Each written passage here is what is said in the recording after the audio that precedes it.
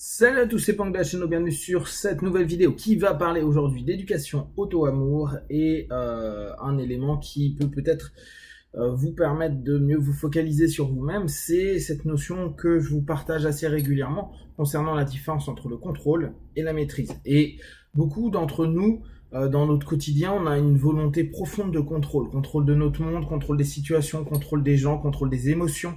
On aimerait que les autres nous aiment d'une certaine façon, et donc on met en place toutes nos stratégies, on fait en sorte que on soit aimable, qu'on soit capable de générer une attention, qu'elle soit bonne ou négative d'ailleurs, hein, pour obtenir ces strokes dont on parle régulièrement, donc ces caresses ou au contraire ces petites gifles qu'on peut avoir par rapport aux autres et à leurs attitudes.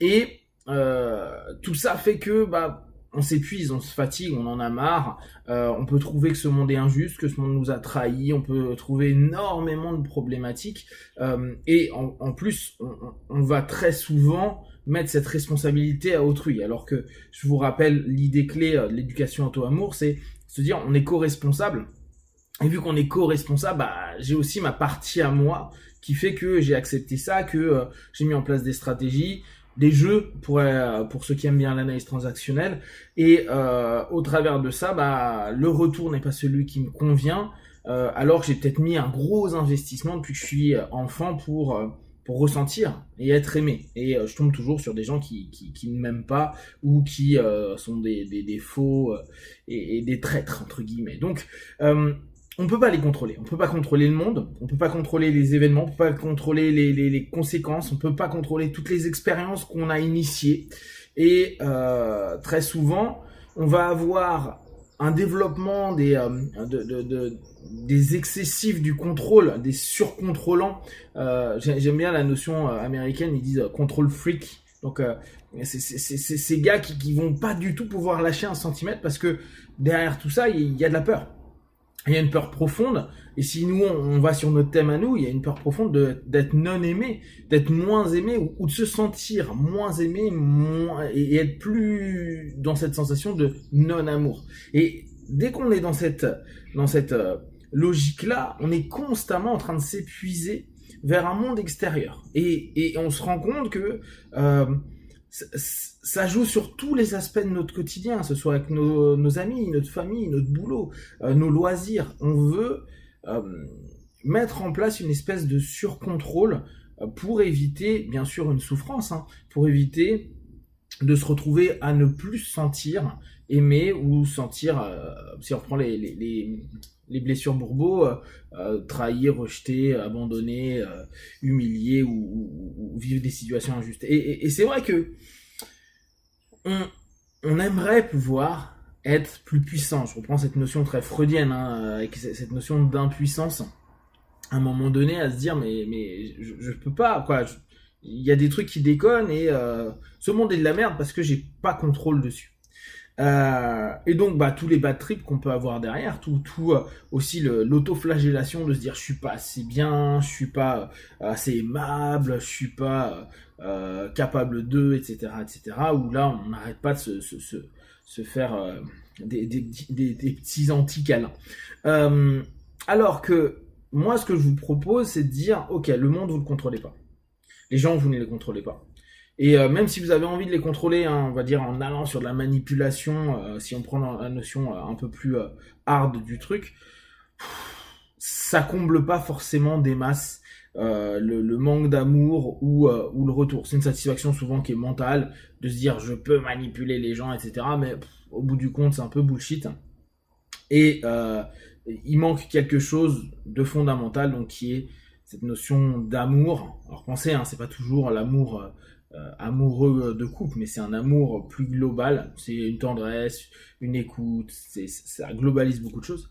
Et au lieu de se dire bon voilà, je vais tout tenter de contrôler, l'éducation auto-amour depuis toutes ces vidéos, c'est de vous dire non, je vais tenter de me maîtriser moi.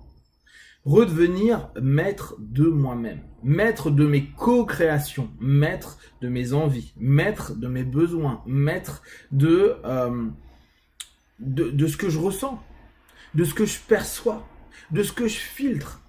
Parce que souvent, quand on est dans un cercle vicieux, on ne se rend même plus compte à quel point nous en sommes initiateurs la plupart du temps. À quel point on a nous-mêmes oublié quelque chose et on a laissé un pattern, un schéma, un modèle intérieur commencer à prendre le lead et on s'est mis en mode automatique. Parce que au bout du compte, même dans cet confort, il y a du confort. La notion de se maîtriser, c'est pas se contrôler. Même si le concept peut y ressembler.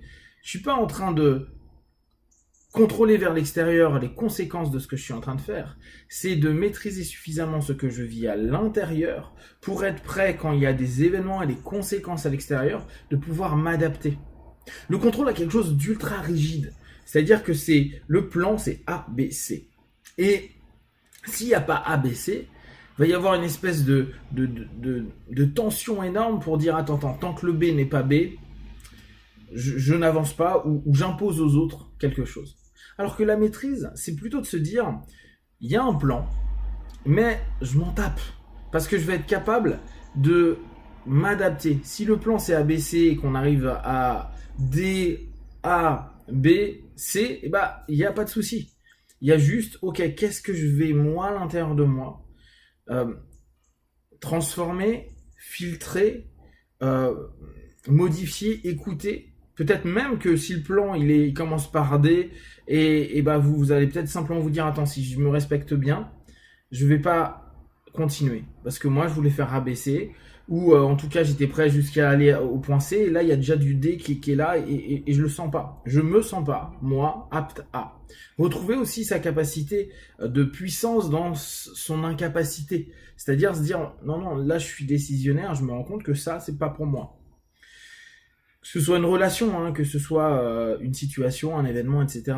Juste faire, ok, là, moi, je peux pas. Ou au contraire, avoir cette aptitude, et je pense que c'est ça qu'on développe au fur et à mesure, cette aptitude à maîtriser.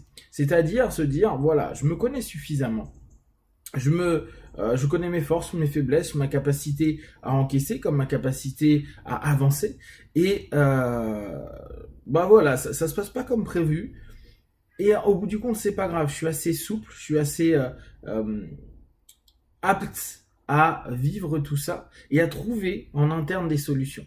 C'est-à-dire qu'au lieu d'être figé, on devient à nouveau fluide, on devient à nouveau apte à être dans une dynamique qui est beaucoup plus constructive et réactive et pas simplement inquisitrice à dire c'est comme ça, faut m'aimer comme ça, faut avancer comme ça, ma vie elle sera bien quand j'aurai tel truc et se dire ok, moi ma vie elle est déjà correcte et je me donne de l'amour, il y a peut-être pas tout ce que je veux, j'aimerais que d'autres personnes le partagent, me l'offrent, etc.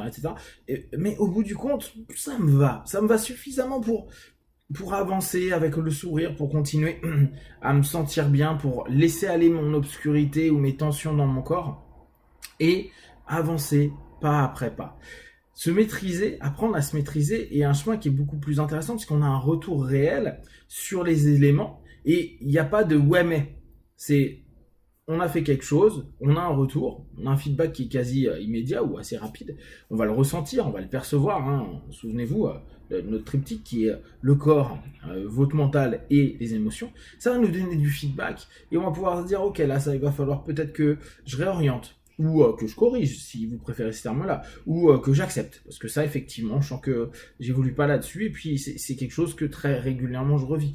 Et c'est dans tout ce cheminement-là que le monde extérieur n'a plus le même attrait dans le sens où on voudra le contrôler, mais se dire voilà, je mets des actions en place parce qu'à l'intérieur je suis guidé par ça et il va y avoir des conséquences. Ces conséquences, je peux les prévoir, mais je peux pas les contrôler.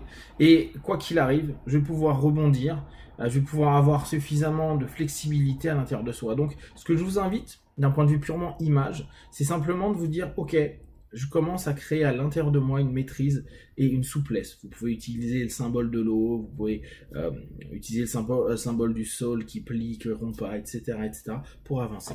Si vous avez des questions et des remarques, vous partagez sur Facebook, YouTube, j'y répondrai le plus rapidement possible. Comme d'habitude, de tout ce que je propose, ne prenez que ce qui est bon juste pour vous. Testez, observez, analysez et concluez. Be one, ciao.